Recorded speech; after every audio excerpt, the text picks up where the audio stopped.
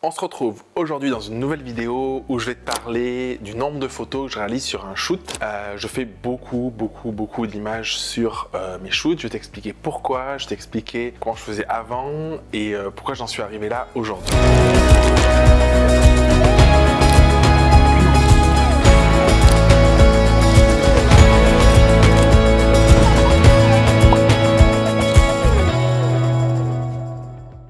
La première chose qu'il faut savoir, c'est que sur un shoot, je fais entre 1000 et 1500 photos. En principe, ça m'est déjà arrivé d'en faire un petit peu plus. Alors, peut-être que là, tu as les yeux qui s'écarquillent. D'un coup, tu dis quoi? Comment c'est possible? Mon shoot, il dure pas une demi-heure, bien évidemment. La plupart du temps, je fais des shoots qui durent entre 2 et 3 heures. Donc, bon, ça peut varier. Mais globalement, voilà, c'est pas des shoots qui durent 30 minutes ou même une heure. Ça dure plus longtemps que ça. Mais malgré tout, c'est vrai que je déclenche beaucoup sur un shoot. Je déclenche souvent. Et je me dis que ce serait intéressant de te faire une photo pour t'expliquer pourquoi je déclenche autant et qu'est-ce qui se passe derrière, pourquoi j'en suis arrivé là aujourd'hui. La première chose à te dire, c'est que j'ai pas toujours été comme ça. j'ai pas toujours fait 1500 photos ou 2000 photos sur un shoot. Pendant longtemps, à mes débuts d'ailleurs, je me disais, si je fais trop de photos, c'est que je suis un mauvais photographe. J'étais dans un club photo en plus il y a 12 ans, et en fait les gens me disaient, bah attends, sur une séance, tu fais plus de 150 photos, c'est que t'es bidon, parce que tu dois faire 150 photos et avoir que des photos ouf, et ça doit claquer. Et du coup, pendant longtemps, j'étais frustré parce que moi je faisais peu de photos, je me disais, il faut pas trop que je déclenche, parce que sinon c'est pas pro. Et en fait, j'avais toujours une frustration de me dire c'est jamais bien. Et petit à petit, je t'ai expliqué pourquoi dans le détail, j'en suis venu à déclencher de plus en plus. Je suis sorti un petit peu des on-dit de ce que les gens extérieurs te disent, il faut faire comme ci, il faut faire comme ça. J'ai fait ma propre expérience et je me suis rendu compte que de faire beaucoup d'images sur une séance, ça avait plein d'avantages. Le seul inconvénient que j'y vois en réalité, qui est pas vraiment un inconvénient, c'est pour l'usure de son boîtier, parce que forcément, le nombre de déclenchements, voilà, ça va faire en sorte que ton boîtier va s'user plus rapidement. Mais hormis ça, et puis finalement c'est du matériel et tu le renouvelles avec le temps. Tu l'inclus dans tes dépenses aussi, dans tes charges avec ton entreprise. Hormis ça, je trouve qu'il y a beaucoup plus d'avantages de beaucoup shooter que de peu shooter. La première chose qui fait que je shoote beaucoup, c'est que je recherche toujours une forme de variété dans mes images. Le premier avantage de beaucoup shooter, et pourquoi aussi surtout je shoot beaucoup, c'est que dans mes images, je recherche beaucoup de variété. Je te disais qu'un shoot, ça dure entre 2 et 3 heures. Bien évidemment, je reste pas dans le même cadre, le même plan, avec la même lumière pendant 3 heures, ça se passe jamais. Ce qui se passe sur mes shoots, c'est que je vais aller à un endroit, faire 15-20 photos, tourner autour de la modèle, ou même si c'est des couples, j'ai toujours beaucoup shooté quelles que soient les séances, ça c'est pas propre à une séance, tourner autour de la personne ou des personnes, essayer de trouver des angles différents, essayer de trouver aussi des plans différents, et ça m'arrivait de beaucoup m'approcher pour avoir quelque chose de très serré, ça m'arrivait de prendre beaucoup de distance pour avoir peut-être l'environnement, et dans un shoot, je vais aussi beaucoup bouger, en fonction de la lumière, en fonction du lieu. Souvent en fait, quand c'est des shoots en extérieur, on marche, et en fait pendant le shoot, il va durer, admettons, je vais faire des photos pendant 2 heures, et puis on va peut-être marcher pendant 3 ou 4 heures, 3 heures et demie parfois. Et du coup, je fais pas des photos tout le temps, mais on marche, je dis ah celui il est chouette, on s'arrête, et ça j'ai toujours fait ça, en couple, en famille, en portrait, on s'arrête, on fait des photos, je teste plusieurs lieux, plusieurs ambiances, à contre-jour, peut-être de pleine face, en plein soleil, je trouve un coin sympa, donc ouais, il y a quand même ce côté-là où forcément de base, si je shoote beaucoup, c'est parce que je cherche vraiment de la diversité, je shoote dans des endroits qui sont souvent divers, même si c'est en intérieur, je vais pas me contenter juste de shooter devant une fenêtre, je vais essayer s'il y a un canapé sur le canapé, à la fenêtre, peut-être sur un mur, sur un lit, enfin je veux vraiment tester plein de trucs, donc forcément déjà par définition je pourrais faire 2-3 photos à chaque endroit, et la réalité c'est que sur chaque endroit c'est comme si c'était un mini shoot, et quand en séance tu as 5, 6, 10 mini shoots, du coup forcément tu vas multiplier le nombre de mini shoots par le nombre de photos, donc ça c'est le premier point, c'est un peu le point logique, c'est ma façon de shooter, la diversité que je cherche pour mes séances fait que je vais avoir tendance à beaucoup shooter. Ensuite le second point qui est important, c'est que je n'ai pas de démarche de posing qui est stricte.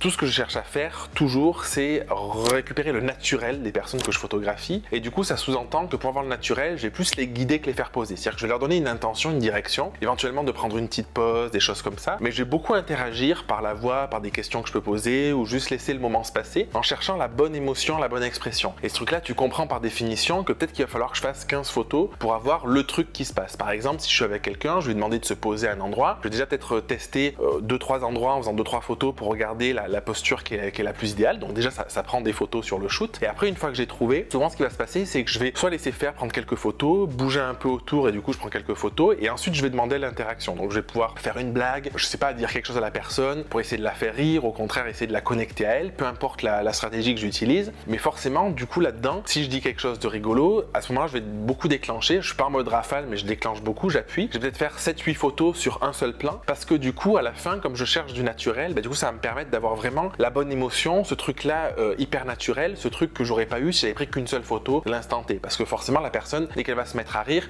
peut-être qu'au début, elle va avoir les yeux fermés et la bouche un peu de travers. Je sais pas si je le fais bien sur la vidéo. Et après, peut-être qu'elle va être une expression, elle va bouger, elle va avoir la bouche ouverte et tout. Et du coup, il y aura dans le lot sûrement une photo qui va être mieux que les autres. Et si j'en prenais peu, j'aurais cette frustration. Je te dis j'aurais parce que je l'ai eu par le passé. Quand je te disais, je pensais que pour être pro, il fallait en faire peu. J'arrivais tout le temps chez moi en train de me dire, je suis dégoûté, si j'avais fait shooter un peu plus tôt, un peu plus tard, j'aurais eu la bonne photo. Et du coup, pour passer cette frustration, et comme je cherche quelque chose de naturel et dans l'interaction, du coup, c'est du spontané, ça demande de beaucoup shooter. Troisième point qui est un peu lié, du coup, c'est que j'ai toujours cette recherche d'expression parfaite. Alors, l'expression parfaite n'existe pas, mais derrière ça, j'entends le côté, mon obsession, c'est d'essayer de révéler la vraie nature des personnes que je photographie, d'essayer de les avoir le plus possible tels qu'ils sont naturellement. Et pour ça, du coup, ça demande de beaucoup shooter, ça demande de prendre beaucoup de photos pour lâcher un peu le mental, prendre ce qui se passe, ce qui se vit, donc je vais beaucoup déclencher pour ensuite, en post-traitement, pouvoir me dire, ok, en fait, l'impression que j'ai du moment que j'ai vécu, l'impression que j'ai de qui est cette personne-là ou qui sont ces personnes, ou en tout cas, si c'est un couple, qu'est-ce que ce couple symbolise, qu'est-ce que ce couple véhicule, c'est cette expression-là, cette émotion-là, plutôt qu'une autre. Et ça, forcément, un peu de la même manière que le point précédent, le fait de faire beaucoup de photos, ça me permet vraiment, lors de mon tri, de vraiment pas ressentir cette frustration et de pouvoir me dire, ok, je suis satisfait parce que j'ai la photo que je voulais créer. Et ça, c'est énorme parce que, oui, du coup, ça demande de plus shooter. Par contre, ce sentiment de se dire, j'ai aucun regret parce que la photo que j'ai, cette expression parfaite, cette émotion parfaite, à l'instant T, de pouvoir la donner à mes clients, ou si c'est pas des clients, juste de pouvoir avoir fait cette photo-là, parce que c'est pareil quand c'est des photos de famille, par exemple, avec mes enfants, du coup, c'est une satisfaction qui est juste énorme, c'est juste incroyable. Et cette recherche-là, je crois qu'elle n'est pas possible si sur, je sais pas, sur un portrait, je faisais 3-4 photos. Parce que, en tout cas, de mon point de vue, de ce que je recherche, de ma manière de faire, de ma manière, la perception, je pense que c'est une notion aussi de perception, parce que parfois, il y a des personnes qui font juste un portrait, quelques photos et qui disent, ah ben là, elle est bien. Et effectivement, quand tu vois leur photo, elle est bien. Mais de mon point de vue à moi, par rapport à l'exigence qu'on peut avoir aussi, il y a tout un tas de paramètres, j'ai vraiment ce besoin de ressentir que c'est le bon moment, la bonne personne, la bonne expression, l'émotion vraie, en tout cas de ce que je ressens sur le moment, et que ça me convient totalement. Et dernier point, je l'ai mis à la fin parce que ça peut paraître un petit peu contre-intuitif, c'est le fait de beaucoup shooter, ça m'a énormément aidé à être beaucoup plus efficace au tri. Alors tu peux te dire, attends, moi je suis plus efficace si je trie 500 photos que si j'en trie 2000. Alors peut-être que dans ces extrêmes-là, peut-être que ça peut être vrai, mais je suis pas sûr parce que moi je faisais autour de 500-600 photos, on va dire. Aujourd'hui, je suis plutôt autour de 1000-1500, donc 2-3 fois plus. Et ce qui se passe, c'est que comme dans mon tri, je sais déjà que je vais avoir des expressions, des émotions, parce que j'ai le ressenti aussi à la prise de vue, de me dire, ah là, il y avait un moment particulier et je sais que je l'ai sur mes photos, je suis beaucoup plus efficace. Et du coup, quand je trie mes images, je passe photo après photo, je vais garder que celles qui me parlent vraiment.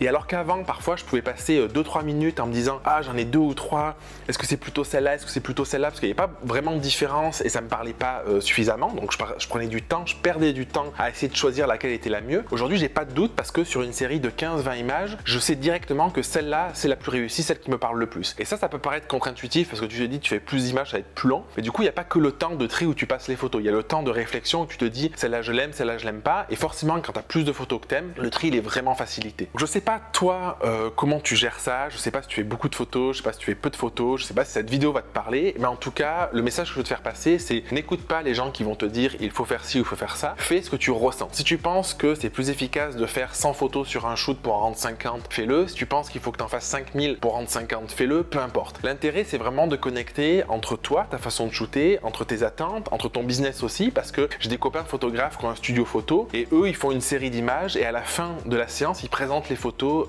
à leurs clients pour qu'ils fassent leur sélection, leur choix. Donc forcément, si tu te retrouves avec 1000 photos, c'est ingérable. Donc ils vont les supprimer au fur et à mesure, ils vont essayer d'être efficaces, ils vont peut-être faire plus poser et du coup, ils vont être moins dans la recherche de l'expression parfaite comme dont je te parlais. Mais après, peu importe, il n'y a pas de jugement de valeur. Ce qui compte, c'est vraiment de se dire en fonction de sa situation, en fonction de son business, en fonction de son plaisir aussi, de ce qu'on attend, de ce qu'on veut créer, si on a envie de passer du temps dans la séance ou si on aurait passé moins de temps, enfin peu importe, de faire quelque chose qui soit le plus possible adapté à ta situation. Je te dis à la semaine prochaine pour une prochaine vidéo. Si tu me suis pas, je t'invite à t'abonner à la chaîne, ça me ferait vraiment énormément plaisir. Et je t'invite à regarder en description aussi toutes les petites surprises que je te réserve pour qu'on puisse continuer à connecter ensemble en dehors de YouTube.